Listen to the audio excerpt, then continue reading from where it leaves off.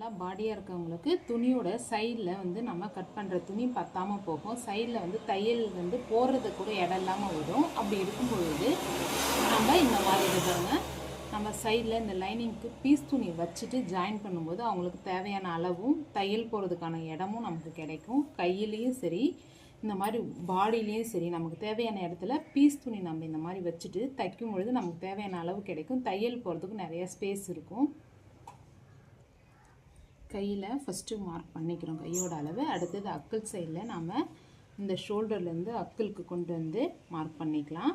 இதை பாருங்கள், ஜாயின் பண்ணுற இடத்துக்கிட்ட வருது. நம்ம இந்த அளவுக்கு துணி இருந்ததுன்னா நமக்கு தையல் போடுறதுக்கு துணி இருக்காது. அதனால் பீஸ் கொடுத்து நம்ம தையல் போடுறதுக்காக நம்ம வச்சுக்கலாம். கண்டிப்பாக துணி பத்தலைன்னும் பொழுது பீஸ் போட்டு தான் நம்ம சைடில் பீஸ் போட்டு அவங்க அளவுக்கு நாம் துணியை தைச்சி கொடுக்கணும்.